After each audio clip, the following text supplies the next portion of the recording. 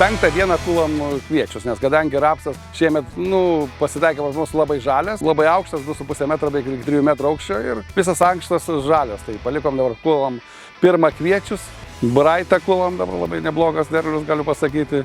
Braitas 8 tonas byra kažkur, aišku, truputį yra biški pagulės. Nieko nepadarysi, gal čia toks derlingumas ir tai dėl to ir yra. Braito turim pasėję apie 200 hektarų.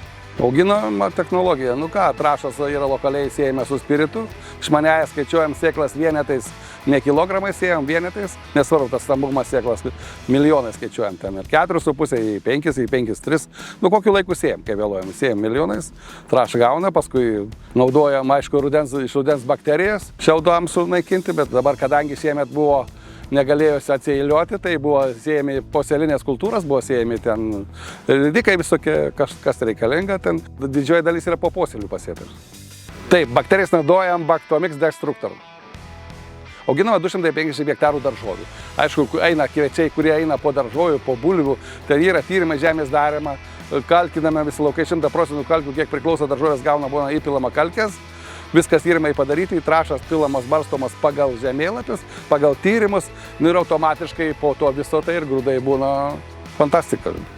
Kūlėm iš pradžių pačius prasčiausius laukus, kadangi turėjom pavasarį sausrą tokia nemaža, jau dalis laukų buvo pradėję degti. Tai tie prasčiausiai laukai, kur smėlis, ten kur lapais išdegė, tai vidurkis gavosi 5 tonos, o kur normaliai laukai, kur viską spėjom dar duoti mikroelementų, neleidom padžiūti, tai tuos 8 tonas, 8,2 kažkur apie 8 tonas.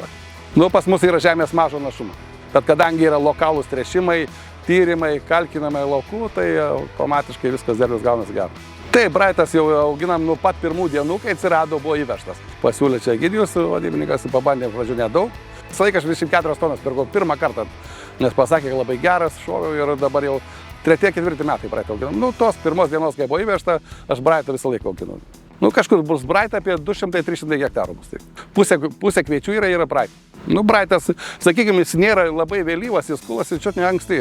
Ir derlingumas jau kelinti metai buvo, nes buvo ir žvyrų laukuose tokios labai prastuose pasėta. Bet visą laiką jis jau mažiau 5 tonų nėra buvę labai prastuose laukuose.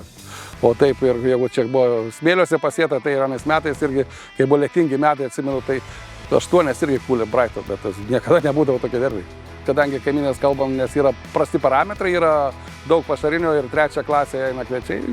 Braitas 2 klasė ir labai mažai trūksta iki 1 klasės, mes kadangi yra po nukulimą, bandom dabar nevežam dar priduoti, laikom sandėlį. Jeigu sako biškai pastovės, tai bus ir 1 klasė. Labai mažai tai trūksta.